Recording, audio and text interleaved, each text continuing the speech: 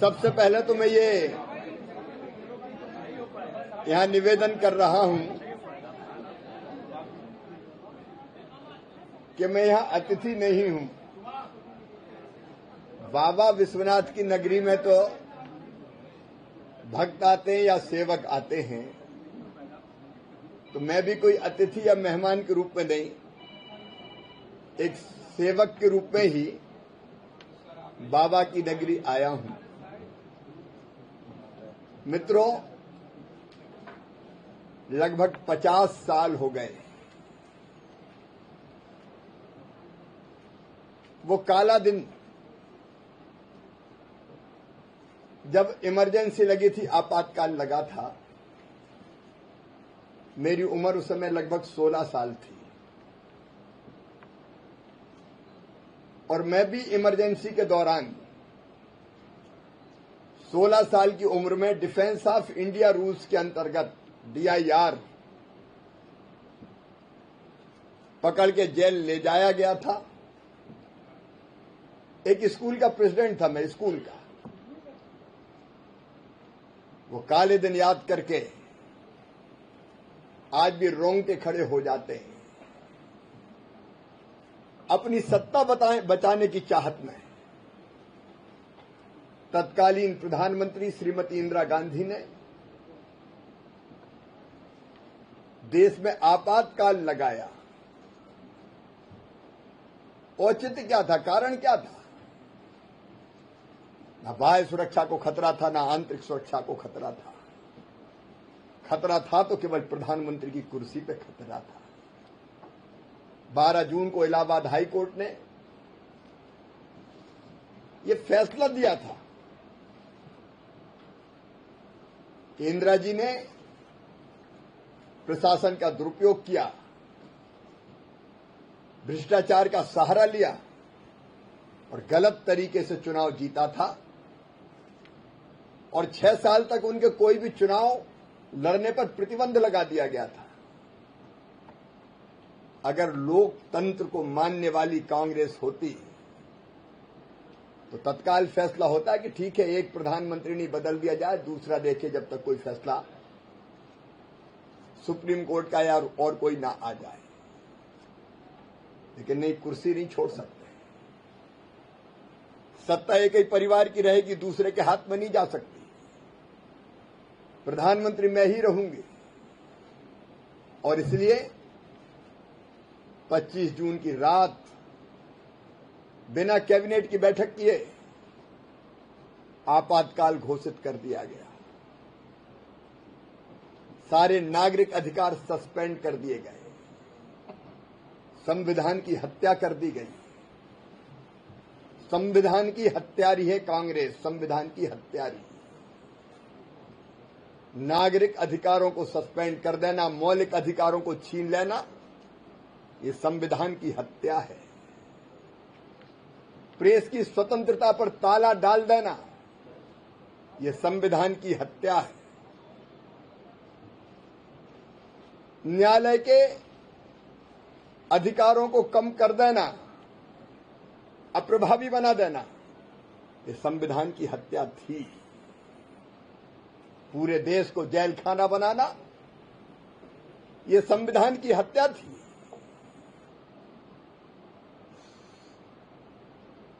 लोकतंत्र की धज्जियां उड़ा दी गई। कैसा लोकतंत्र, काय का लोकतंत्र? सारे विपक्षी दल और स्टूडेंट्स तक जेलों में ठूंस दिए गए, केवल कुर्सी बचाने के लिए।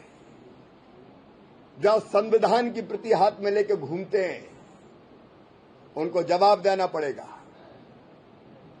अगर सनक आई कि तुर्कमान गेट पर घर तोड़ दिए जाएं, तो जनता बुलडोजर से रौंद दी गई थी और अगर किसी ने विरोध किया तो गोलियों से छलनी कर दिए गए थे। लोगों की हत्या लोकतंत्र में होती है। ये जनता पर गोली नहीं चली थी, ये संविधान की हत्या थी। नसबंदी जिस ढंग से हुई, बूढ़ों की नसबंदी कर दी गई, कुंवारों की नसबंदी कर दी गई, कोई अपील नहीं। कोई वकील नहीं, कोई दलील नहीं। ये संविधान की हत्या थी। संविधान की हत्यारी है कांग्रेस। कांग्रेस को संविधान के प्रति रखने का अधिकार नहीं है। वो काले दिन आज तक याद है। तानाशाही कांग्रेस के डीएनए में है। जब उनकी सरकार होती है, स्वर्गीय मनमोहन सिंह जी प्रधानमंत्री थे, कैबिनेट का एक फैसला हुआ तो उस फैसले की प्रति को जब प्रधानमंत्री विदेश में थे तब प्रेस के सामने फाड़ के केवल एक कागज को नहीं फाड़ा था, संविधान की धज्जियां उड़ाई गई थी। ये संविधान की हत्या थी। ये संविधान की हत्यारी कांग्रेस बात भारतीय जनता पार्टी की करती है। हमारे प्रधानमंत्री श्रीमान नरेंद्र मोदी जी वो संविधान को जीते हैं, लोकतंत्र को जीते हैं, संविधान का आदर करते हैं। और इसलिए प्रधानमंत्री बनके अगर वो संसद की सीढ़ियां चढ़े तो सबसे पहले उन्होंने मत्था टेका। वहां वो केवल ईंट और गारे के भवन के सामने मत्था टेकना नहीं था, वो लोकतंत्र के पवित्र मंदिर के सामने मत्था टेका था। संविधान के आदर की भावना, लोकतंत्र का आदर, ये प्रधानमंत्री नरेंद्र मोदी जी है जो लोकतंत्र को जीते हैं। और इसलिए संविधान दिवस आजाद भारत में, स्वतंत्र भारत में मनाने का काम किया तो प्रधानमंत्री श्रीमान नरेंद्र मोदी जी ने किया। लोकतंत्र भारतीय जनता पार्टी के स्वभाव में है। प्रधानमंत्री श्रीमान नरेंद्र मोदी जी ने एक टीम बनाई, टीम इंडिया। इसमें प्रधानमंत्री और केंद्रीय मंत्री अकेले नहीं, किसी भी दल के मुख्यमंत्रियों उनको शामिल किया और नीति आयोग का गठन किया। इस संविधान की मूल भावना का आदर है। जब देश कभी संकट में आया तो विपक्षी दलों के सांसदों को भी प्रतिनिधिमंडल में शामिल करके दुनिया में भेजा। ये संविधान की मूल भावना का आदर है। लोकतंत्र का अपमान करने वाली कांग्रेस को आज मैं कहता हूं देश से माफी मांगनी चाहिए। अभी तक माफी नहीं मांगी, क्षमा नहीं मांगी। हजारों परिवार उस समय तबाह हो गए थे, हजारों परिवार बर्बाद हो गए थे। 1 लाख से ज्यादा लोग जेलों में थे। और मित्रों में जिस भोपाल जेल में था, हमारे नेता थे जनसंघ के उस समय, हसमत वारसी जी, युवा थे, बहुत अच्छे वक्ता थे। वो जेल में हमारे सामने बीमार हुए, कुछ दिनों से अस्वस्थ चल रहे थे। जेल के प्रशासन को हाथ जोड़ जोड़ के हम थक गए कि इनको इलाज के लिए ले जाया जाए। उनको जेल के बाहर इलाज के लिए नहीं ले जाया गया और अंततः उन्होंने तड़प तड़प के दम तोड़ दिया। खून की उल्टियां हुई और जब ले जा रहे थे अस्पताल तब उन्होंने अंतिम सांस ले ली। लोगों को उल्टा लटकाया गया, बर्फ की सिल्लियों पर लिटाया गया, करंट लगाकर प्रताड़ित किया गया। ऐसे अमानुषिक अत्याचार तो कभी अंग्रेजों ने भी नहीं किए। और इसलिए मित्रों, देश कभी भूले ना और फिर कभी आपातकाल ना लगे, इसलिए संविधान हत्या दिवस मनाना जरूरी है। आज की पीढ़ी को बताना आवश्यक है कि उस समय केवल कुर्सी बचाने के लिए इंदिरा जी ने, कांग्रेस ने क्या क्या किया था। और इसलिए हम संविधान हत्या दिवस मनाते हैं ताकि सनद रहे और फिर कभी ऐसा काला दिन ना आए, लोकतंत्र बचा रहे, लोकतंत्र सुरक्षित रहे। ये जरूरी है क्योंकि लोकतंत्र भारत में आज से नहीं है, अनादिकाल से भारत ने लोकतांत्रिक भावनाओं का आदर किया है और लोकतंत्र की जननी है भारत।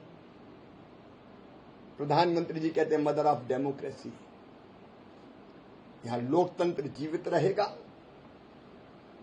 लेकिन कांग्रेस को फिर एक बार संविधान हत्या दिवस पर कांग्रेस के अध्यक्ष हल्ला मचा रहे हैं, लेकिन वो ही बता दें कि कांग्रेस में कहीं लोकतंत्र है क्या? कांग्रेस अध्यक्ष कांग्रेस नहीं चलाते, आज भी एक परिवार कांग्रेस चला रहा है। नकली चेहरा सामने आए, असली सूरत छुपी रहे। एक परिवार की तानाशाही आज भी कांग्रेस में चल रही है। तो हमसे जवाब मांगने के बजाय खड़गे साहब की खुद की हैसियत कांग्रेस में क्या है, पहले इसका जवाब दे दे। लोकतंत्र का सम्मान रहे, लोकतंत्र आगे बढ़े। मैं देखता हूं प्रधानमंत्री श्रीमान नरेंद्र मोदी जी को काम करते हुए। भारत की कैबिनेट का मैं भी सदस्य हूं। एक एक मंत्री से पूछते हैं, प्रधानमंत्री जी कुछ कहना है, जरूर कहिए। और सबके कहने के बाद जो मूल भावना होती है, उसका आदर करते हुए मैंने प्रधानमंत्री जी को देखा है। लोकतंत्र सीखना है तो प्रधानमंत्री श्रीमान नरेंद्र मोदी से सीखे कांग्रेस। हम लोकतंत्र, भारतीय जनता पार्टी जीती है, लोकतंत्र की भावनाओं का आदर करती है, लेकिन कांग्रेस ने जो किया उसके लिए मैं फिर दोहरा रहा हूं, नाक रगड़ के देश से कांग्रेस को माफी मांगना चाहिए कि हमसे ये ऐतिहासिक गलती हुई थी। धन्यवाद। मंत्री जी आज आप काशी में हैं और काशी की धरती के राजनारायण जी ने इंदिरा गांधी के चुनाव को चुनौती दिया था, जिसके कारण उनका चुनाव अवैध घोषित हुआ था। आप जहां बैठे, यहां से 15 किलोमीटर दूर पे गंगापुर उनका गांव है, स्थान है।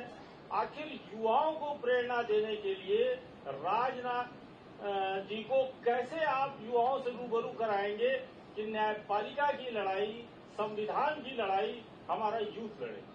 मैं स्वर्गीय राजनारायण जी के चरणों में प्रणाम करता हूं। वो अपने ढंग के अनूठे नेता थे और उन्हीं के प्रभावशाली तर्कों से उस चुनाव का सच सामने आया था। मैं इस बात का पक्षधर हूं कि स्वर्गीय राजनारायण जी जैसे नेता हो या लोकतंत्र का जो काला अध्याय है, आपातकाल हो, उसको भावी पीढ़ी को बताया जाना चाहिए, भावी पीढ़ी को पढ़ाया जाना चाहिए। वीके न्यूज, राष्ट्र के नाम।